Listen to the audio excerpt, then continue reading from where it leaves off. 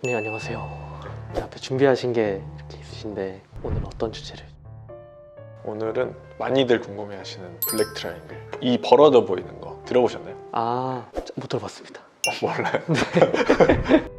그러면은 블랙 트라이앵글이 왜 생기는지, 어떤 식으로 대처하는지 간단하게 한 번씩 알아보도록 하겠습니다. 네.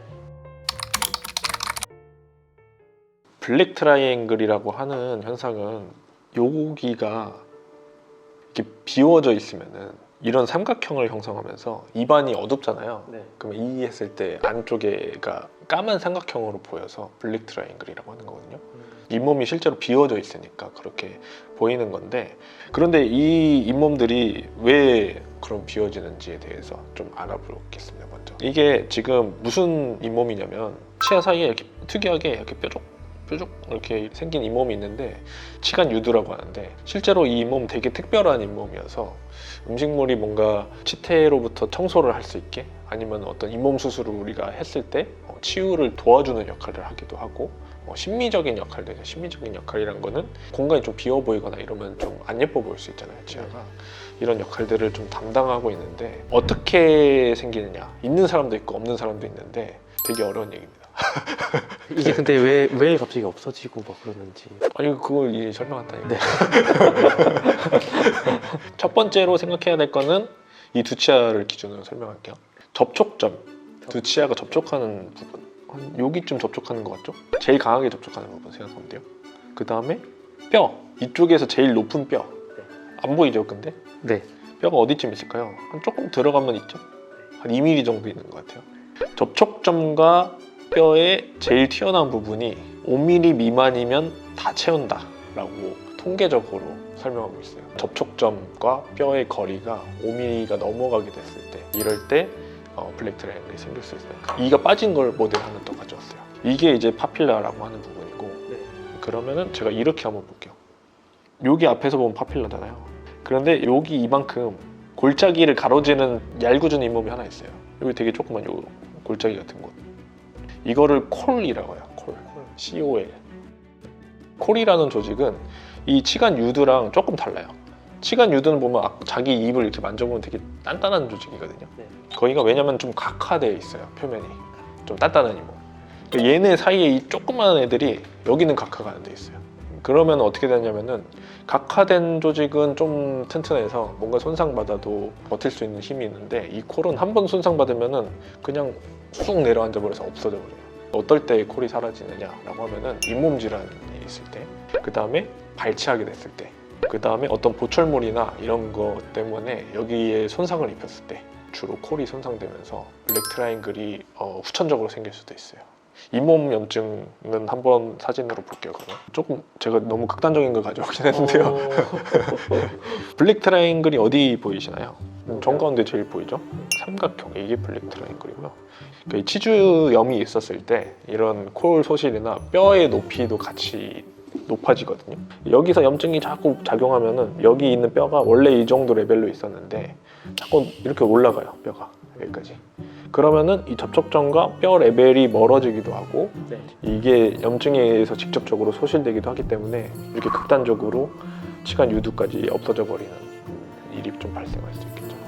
네. 그러니까 치주염이 심하면 블랙 트라이앵글이 생길 수 있다. 이게 어르신들이 표현하실 때 치아 사이가 멀어졌다, 벌어졌다 라고 표현을 하세요. 근데 실제로 보면 어때요? 이 접촉이 유지되고 있잖아요. 네. 벌어진 게 아니죠. 올라가 버린 거죠. 소실돼 버린 거. 치아는 그대로 있지만 잇몸이 올라가는. 원래 공간이 드러나 버린 건데, 이거를 어떻게 치료하고 싶어 하시냐면은 떼우고 싶어 하세요. 막고 싶어 하세요. 예쁘게. 근데 이 개념을 알고 나면은 어떻게 막을까? 사실 막막하죠. 네. 잇몸이 새로 생기지 않는 한, 뼈가 새로 생기지 않는 한 안 생기는 거예요. 그래서 치료 방법은 일단은 염증이 없어야 되고요. 네, 염증이 없어졌을 때 두 가지 선택권이 생깁니다. 그대로 살거나, 첫 번째. 왜냐면은 없다고 해도 염증이 안 생기게 깨끗하게 관리만 할 수 있다고 하면은 기능적으로 문제 없으니까, 첫 번째 선택은 염증 없는 상태에서 그대로 지낸다. 두 번째 선택은 잇몸 이식술을 할 수는 있는데, 사실은 이런 형태의 소실에서는 사실 그렇게 효과적이지 않을 것 같고요. 착시를 만들어내는 게 두 번째 방법. 떼운다고 했는데 사실 떼우는 방법이 그렇게 좋지는 않거든요. 그러니까 여기를 이렇게 틀어 막는 게 아니에요. 틀어막으면 틀어막을수록 세균은 너무 좋아요. 왜냐면은 우리가 볼 수 없는 그 작은 틈새를 훨씬 좋아하기 때문에. 그러니까 틀어막진 않고 예를 들어서 보철물을 하거나 이렇게 볼륨을 치아를 크라운을 해주거나 하면서 여기가 좁아지게 만들죠. 근데 조심해야겠죠. 왜냐면은 또다시 음식물이 낄 수 있는 형태가 된다면은 지양해야겠죠. 이거를 네. 하면 안 되겠죠. 뭐 몇몇 경우에 한해서 이런 블랙 트라이앵글을 해소할 수 있는데 지금처럼 굉장히 심각한 형태의 치주염이 생겼을 때는 하면 안 된다. 잇몸 치료하고 블랙 트라이앵글이 생기는 한이 있어도 치주염이 생기지 않는 좋은 형태를 갖추게 하는 게 첫 번째 목표다. 자, 그 다음에 제일 많이 말씀하시는 것들이 네. 교정 끝나고 나서 블랙 트라이앵글이 생겼어요. 또는 교정하면은 내가 블랙 트라이앵글이 생긴다고 제가 설명을 들었는데 어떻게 해야 그렇지 않을 수 있을까요? 이런 고민들을 많이 하세요. 자, 이분은 어떻게 보이세요? 앞니가 두 개가 다리처럼 그냥 벌려져 있는 좀 거리가 있죠. 치아 두 개가. 아까 뭐라 그랬죠? 접촉점과 뼈의 높이가 5mm라고 했죠. 네. 근데 지금 같은 경우는 어때요? 접촉점이 아예 없죠. 그러니까 레벨이 많이 낮아요. 뼈랑 평행할 레벨이에요. 이 붙으면 어떻게 될까요? 붙으면은 잇몸이 좀 내려올 것 같은 생각이 좀 들긴 하는데. 약간 내려온 듯한 느낌을 낼 수도 있는데 실제로 붙으면은 여기 삼각형이 있죠. 아, 네. 이게 이 정도면 괜찮은데 라고 생각할 수는 있는데 내 치아면 그렇지가 않아요. 얘기가 남의 치아라서 그런가요 지금? 지금 괜찮다고 생각했죠. 심리적으로 많이 좋아진 것 같은데. 괜찮다고 하시는데 실제로 내가 이러면은 스트레스 받아요. 왜냐면은 음식물도 실제로 잘 끼게 되고 저게 네. 공간이 계속 보이거든요. 거울 보면 딱 까맣게 보이니까 내가 이거 없애려고 지금 벌어진 거 닫았는데 그렇게 되면은 한번 측정을 해볼까요? 여기 접촉점이 여기 형성됐어요. 네. 지금 길이를 잴 수는 없지만 네. 뼈가 여기 있다고 생각하면은 지금은 접촉점이 되게 밑에 있기 때문에 여기다가 접촉점을 만들어 준다면은 공간이 많이 폐쇄돼 보이겠죠. 훨씬 조금 더 개선 방안이 있다고 하면은 치간 삭제를 해요. 치간 삭제는 뭐냐면 이 치아가 점점 커지잖아요. 밑으로 갈수록 네. 이렇게 만나니까 여기가 살짝 이렇게 깎아주면은 접촉점이 여기 생기잖아요. 네. 네, 그러면은 커버되는 거예요. 살짝 표면을 갈아주면 그 교정적으로 어차피 이동시키고 있으니까 그 정도 이동이 허용된다고 하면은 치간 삭제를 통해서 블랙 트라이앵글을 조금 획기적으로 줄일 수 있습니다. 이게 교정 전 사진인데요. 블랙 트라이앵글을 볼 수 있나요? 볼 수는 없죠? 없지만 되게 치열이 되게 고르지 못해. 네, 치열이 고르지 못하시죠. 그런데 교정 후에 한번 볼게요. 치열은 되게 고르게 됐는데 블랙 트라이앵글 브라켓 다 떼고 보니까 되게 눈에 띄죠. 네. 자, 이분은 이게 되게 많이 줄어들긴 했는데 블랙 트라이앵글이 생겼죠. 네. 왜 그럴까요? 접촉점을 보면 됩니다. 치아가 이렇게 삐뚤어져 있다 보니까 되게 상부에서 만나요. 교차되면서 오히려 접촉이 되게 위에 있죠. 그러니까 이 높이가 그렇게 높지가 않아요. 그런데 이거를 결국엔 배열하다 보면은 접촉점이 원래 정상적인 위치로 가야 되다 보니까 치조골 능에서부터 접촉점의 위치가 원래 내가 갖고 있던 높이보다 더 길어지게 돼요. 뭐 대충 봤을 때 한 3, 4mm 아마 되지 않을까라고 유추해 본다면 지금 같은 경우는 접촉점이 여기까지 내려와 버렸죠. 그러니까 이게 채워넣기가 역부족인 상태.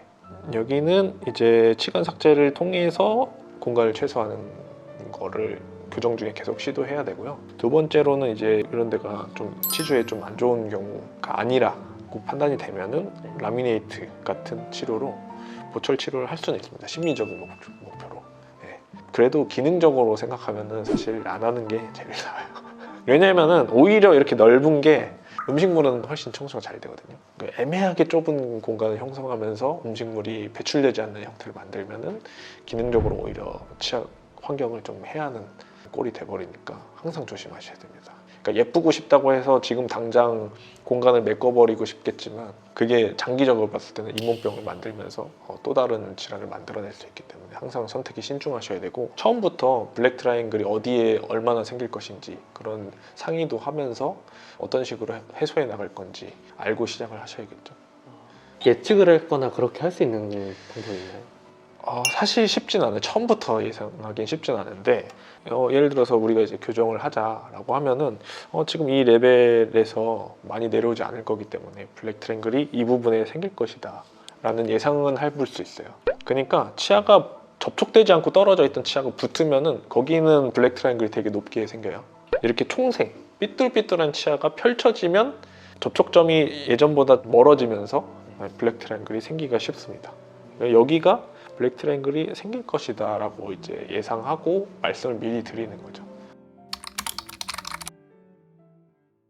그래서 오늘은 블랙 트라이앵글의 원인과 치유 방법에 대해서 알아봤고요. 특히 저희 채널을 많이 봐주시는 젊은 분들, 교정을 생각하셨던 분들은 블랙 트라이앵글이 항상 고민이신데요. 블랙 트라이앵글이 어떻게 형성되고 어떻게 치료할 수 있는지 한번 미리 알고 계시고, 시작할 때 이렇게 될 만한 부위가 있는지 한번 꼼꼼히 따져보고 시작하셔야 후회 없는 교정 치료를 하실 수 있습니다. 더불어서 잇몸병이 있으신 분들이 치아 사이가 좀 벌어져 보이면서 블랙 트라이앵글 때문에 좀 스트레스를 받으시는 분들은 치주염이 있다고 하셔도 치주염을 적절하게 치료한 다음에 제가 말씀드린 방법의 치료들을 하실 수도 있거든요. 부분적인 교정 배열을 통해서 치간 삭제와 함께 이런 블랙 트라이앵글을 줄여볼 수도 있고요. 적절한 보철 치료가 가능하다고 하면은 이런 공간을 폐쇄하면서 심미적인 결과를 얻을 수도 있습니다. 주치의와 항상 정밀한 검진과 상담을 받아보시고 이런 치료 방향을 결정하시는 게 좋겠습니다. 감사합니다.